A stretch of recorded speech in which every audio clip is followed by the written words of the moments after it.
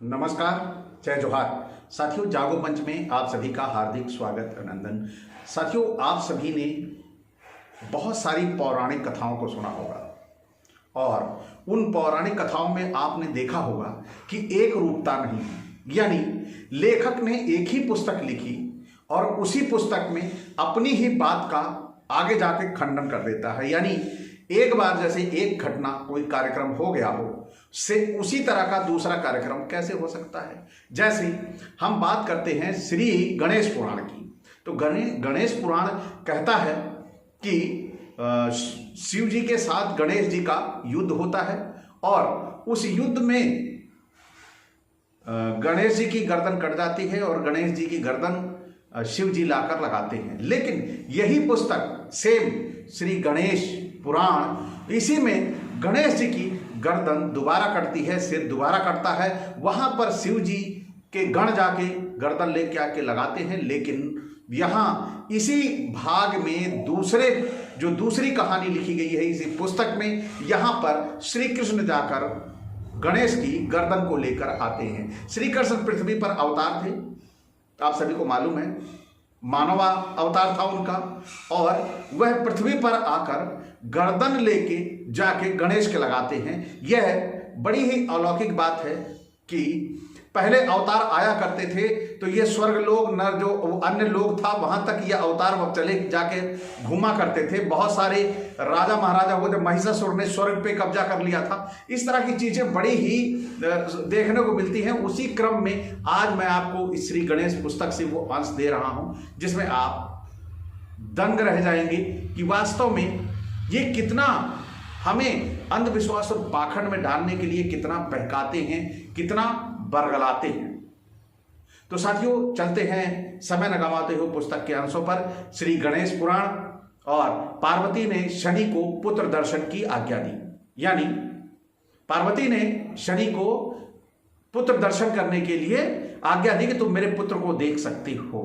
क्यों? क्योंकि शनि की पत्नी ने अपने पति को श्राप दे दिया था कि तुम जिसे पहले देखोगे वह छिन्न भिन्न हो जाएगा। तो आइए चलते हैं पुस्तक के उन अंशों की ओर। सूत जी कुछ देर तक मौन रहने के पश्चात बोले, शौनक, बहुत देर तक हंसने के बाद माता पार्वती ने भगवान हरि, श्री हरि का स्मरण किया और फिर बोली, गृहेश्वर, तुम्हें जो शाप मिला है उसका नाश तो हो ही नहीं सकता, इसलिए जो परिणाम मिलता है उसके लिए तैयार रहना आवश्यक है। परंतु मेरा विचार है कि उस शाप का प्रभाव हम पर नहीं होगा, इसलिए तू मुझे अथवा मेरे पुत्र को देख। शनैश्चर बड़े असमंजस में पड़ गए कि इनमें से किसको देखूं अथवा किसको ना देखूं। यदि देखूं तो कहीं कोई अनिष्ट ना हो जावे, परंतु ना देखने पर भी अनिष्ट होना संभव है, इसलिए शिशु को देख लेना चाहिए। शनिदेव ने धर्म को साक्षी करके पार्वती पुत्र को देखने का निश्चय किया, परंतु पार्वती जी की ओर न देखना ही उचित होगा। ऐसा निश्चित करके भी आशंका के कारण खिन्न मन वाले शनि के कंठ, ओठ व तालु शुष्क हो गए, यानी सूख गए। घबराहट में कितनी घबराहट थी। फिर उन्होंने अपने मन को संयत करके अपने दाएं नेत्र के कोने से शिशु की मुख की ओर देखा।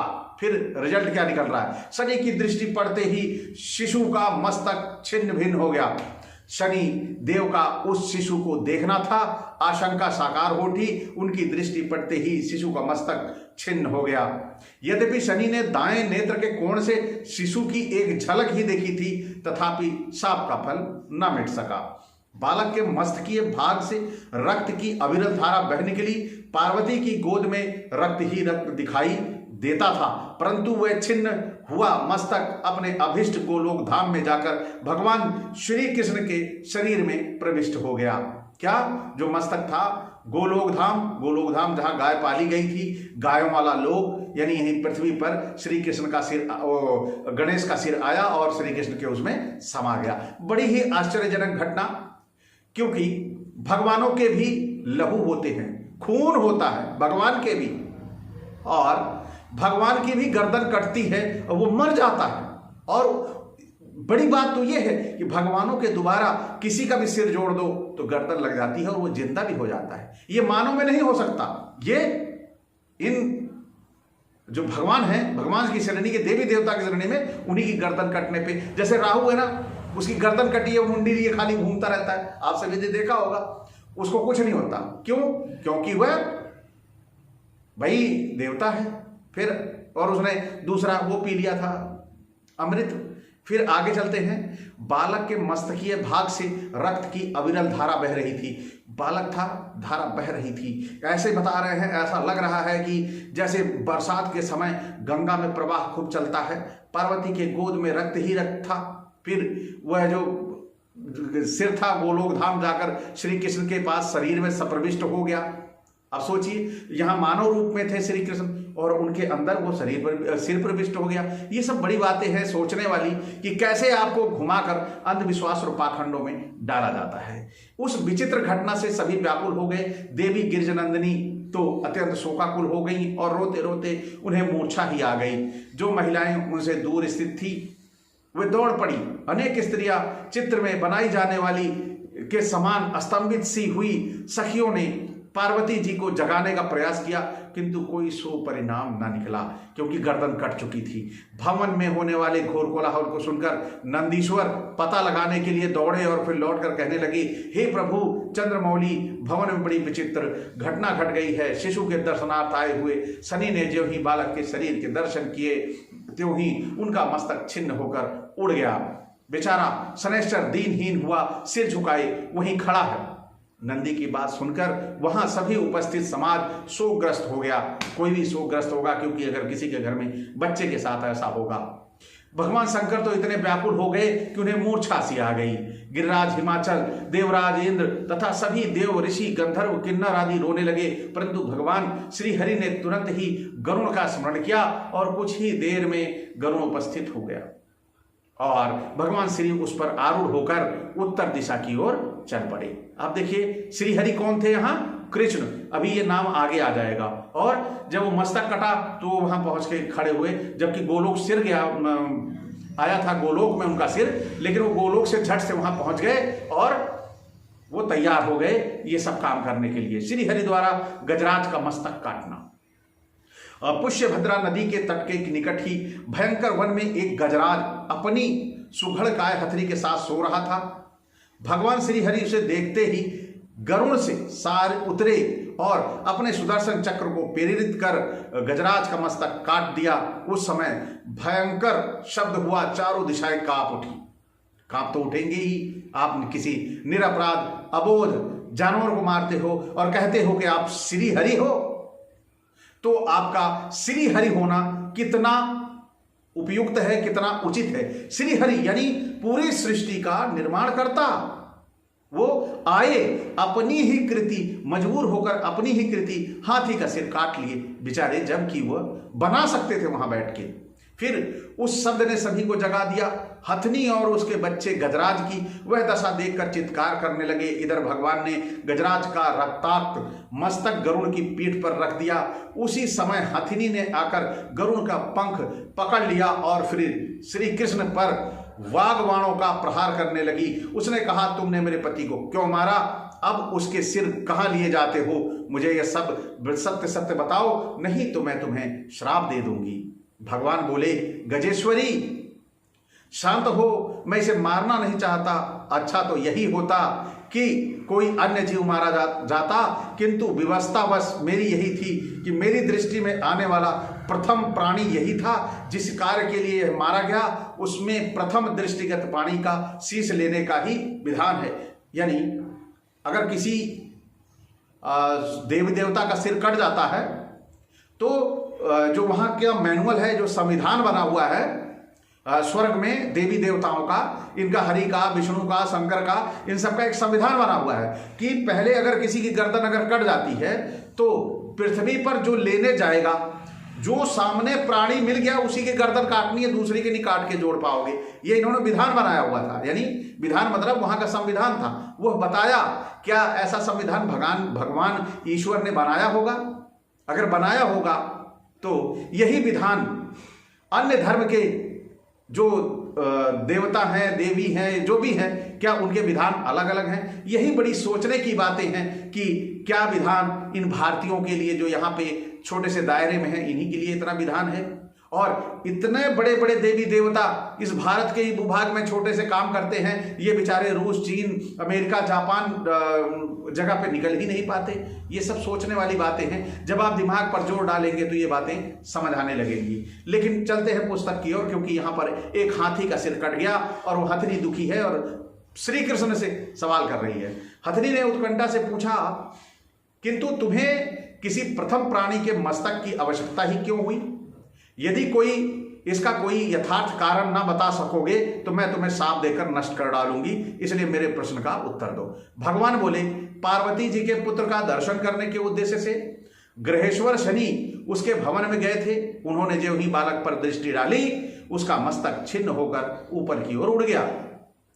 इसके फलस्वरूप जगत जननी पुत्र वियोग के शोक में मूर्छित पड़ी हैं।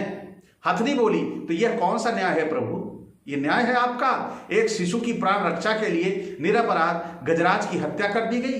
सिर उड़ाना था तो शनिचर का उड़ा डालते, क्योंकि वह दुष्ट सदैव हुई लोक विरुद्ध कार्य करता रहता है। अब हथनी को भी यह पता था कि शनिचर गड़बड़ काम करता है, लेकिन आज हमारे समाज में लोगों को यह नहीं पता है। बताना पड़ता है कि तुम्हारा शनिचर भारी है, जब तुम्हारा काम गड़बड़ चल रहा है तो तुम्हारा शनिचर भारी है, शनिवार को तेल चढ़ाओ, तब जाके तुम्हारा शनिचर शुद्ध होगा। तो ये सब बातें देखिए पुराणों में कितनी बढ़िया से सरलता से समझा दी गई हैं। विष्णु बोले, देवी, शनैश्चर भगवान श्री कृष्ण का परम भक्त और अमर और अजेय है, और उसका मारा जाना किसी प्रकार संभव ही नहीं था। फिर वह तो संसार के कल्याणार्थ सदैव गतिशील रहता है, बेचारा एक क्षण को भी कहीं विश्राम नहीं पाता। अब बताइए, वो हमेशा चलता रहता है, समाज के कल्याण के लिए शनिचर चलता रहता है। ऐसे ही लोग शनिचर को जा जाके तेल चढ़ाते रहते हैं कि हमारा शनिचर हल्का हो जाए, बड़ा कल्याणकारी है। तो शनिचर को अगर किसी शनि मंदिर में आसपास चले जाओ, लंबी लाइन बनाती है, कितने लोगों को दुखी किया हुआ है उसने, उसके कल्याणकारी होने की बात करते हैं। हथनी, संभव है ऐसा हो, पर तुम मेरे पति को किसी भी प्रकार से जीवित कर दो। यदि ऐसा न करोगे तो धर्म अधर्म भी न देखकर मैं तुम्हें श्राप दे दूंगी। भगवान ने कहा, किसी मरे हुए जीव को मैं कैसे जीवन दान दे सकता हूं? तुम अपना हट छोड़कर इसके बदले में मुझसे जो कुछ चाहो मैं वही दे दूंगा। हथनी को इस तर्क में सत्यता न लगी, क्योंकि जब कह रहे हैं कि वो गर्दन काट के लेके जा रहे हैं, वहां जोड़ सकते हैं, तो ये पक्का है कि ये भी गर्दन जोड़ देगा, ये जीवित कर देगा। समझदार थी हथनी। और आजकल की हथनियां हो तो कट जाए बगल में और वो बेचारी वहां रोए, आंसू बहाएं, कुछ नहीं होगा, ये तो पहले के हाथी थे, जुड़ जुड़ गर्दनें जुड़ जाया करती थी। तो उसने कहा, देव, तुमने ही उसे मारा है, तुम ही उसे जीवन दान दे सकते हो। यदि तुम किसी को जीवन प्रदान नहीं कर सकते तो उसके प्राण लेने का भी तुम्हें क्या अधिकार था? कहते हैं कि देवतागण तो किसी का सिर काटने पर अन्य का सिर लगाकर जीवित कर देते हैं। मैं समझती हूं कि मेरे पति का सिर भी तुम इसी कार्य के लिए ही ले जा रहे हो। फिर श्री हरि बोले, तुम यथार्थ कहती हो देवी, वस्तुतः किसी के प्राण लेने का अधिकार उसी को होना चाहिए जो पुनः जीवन प्रदान कर सके। अच्छा, तो मैं भी तुम्हें निराश नहीं होने दूंगा, किसी अन्य देहधारी के मस्तक की खोज करता हूं, तुम्हारे पति के धड़ पर लगा दूंगा। हथनी ने हट किया, तो मेरे पति का मस्तक ही धड़ पर लगा दीजिए, पार्वती के पुत्र के लिए अन्य किसी का मस्तक लगा देना। मैं समझती हूं कि तुम मेरे साथ अन्याय न करोगे। फिर भगवान ने उसे समझाते हुए कहा, देवी, यह मस्तक तो हमें नहीं मिल सकता, तुम्हें नहीं मिल सकता, क्योंकि प्रथम दृष्टिगत जीव का मस्तक लगाने से मृतक की जीव रक्षा हो सकती है। तुम धैर्य रखो, मैं अभी किसी जीव को लाकर पुनः जीवित कर देता हूं। फिर गजराज को पुनः जीवन दान देना। फिर क्या किया, उन्होंने खुद जाकर दूसरे हाथी को देखकर उसकी गर्दन काट दी और वो लाकर उसके गर्दन पे लगा दी और बोले, गजराज उठो, अब तुम्हारी निद्रा पूरी हो गई। अब आप समझ लीजिए, यहां पर ये गर्दन ले जाकर वहां पर उसको गणेश को उन्होंने जीवन दान दिया, और यहां पर वही गर्दन एक हाथी की गर्दन काटी, फिर उस हाथी को जिलाने के लिए दूसरी की काटी। अगर दूसरे का भी कोई उत्तराधिकारी होता तो वह भी गर्दन जोड़ते जोड़ते इसी तरह पृथ्वी पर इन भगवानों की श्रृंखला चली जाती। भगवान के पास कोई दूसरा काम न बचता, वो इसी तरह एक दूसरे की गर्दन काट काट काट काट काट काट काट जोड़ता रहता। तो आप सभी यहां पे समझें कि किस तरह अंधविश्वास और पाखंडों में हमें फंसाने के लिए, डालने के लिए कहानियों को कितना गोल गोल इमरती की तरह घुमाया गया है। और जब इमरती की तरह घुमाया गया है तो उसी तरह हमारे समाज के लोग घूम रहे हैं और इस अंधविश्वास और पाखंड के भोगी बन रहे हैं, रोगी बन रहे हैं और अपना मानव जीवन बेचारे भूल से गए हैं कि हम पृथ्वी के सबसे विवेकशील प्राणी हैं। साथियों, ये जितने भी देवी देवता हैं सब भारत की बाउंड्री पे ही काम कर पाते हैं। बाहर की बाउंड्री के बाहर इनको ना कोई जानता है, ना कोई पहचानता है। जो भारत से गया है वही इनको जानता पहचानता है, अन्यथा कोई इनको जानने व पहचानने वाला नहीं है। दूसरों की किताबों में इनके नाम बदल गए हैं। ब्रह्मा दूसरा अल्लाह को मान रहा है, तीसरा प्रभु यीशु को मान रहा है। यानी बड़ा जमाल घोटा है कि बनाने वाला यहां के बताते हैं कि बनाने वाला एक है। ब्रह्मा ने 4 वर्ण बनाए, 4 वर्णों के बाद ये अंग्रेज कहां से आए, 4 वर्णों के बाद ये मुस्लिम कहां से आए। अरे अपनी उन पुस्तकों को उठा के अब कूड़े में फेंक दो, क्योंकि ये रसियन कहां से आए जब 4 वर्ण बनाए थे उसने, तो ये बाकी कहां से आए, इस बात का किसी को जानकारी नहीं है। ये चाइना वाले कहां से आए किसी को नहीं पता है। तो यही है अंधविश्वास और पाखंड कि आपको झूठी कहानियां परोस के आपका मन मस्तिष्क भ्रष्ट कर देते हैं, आप अलौकिक जीवन में जीवन यापन करते हैं। साथियों, तो आज की ये कहानी आपको कैसी लगी? अच्छी लगी हो तो लाइक करें। साथ ही जो नए साथी देख रहे हैं उनको लगता है नहीं जागो पंच वास्तव में सच्ची कहानी आपके सामने लाकर प्रस्तुत कर रहा है, सच्चाई से आपका नाता जोड़ रहा है, तो सब्सक्राइब करना ना भूलें। साथ ही बेल आइकन की घंटी दबा लें जिससे हमारे वीडियो का नोटिफिकेशन आप तक पहुंच जाए। इसी के साथ आपसे विदा, नमस्कार, जय जोहार।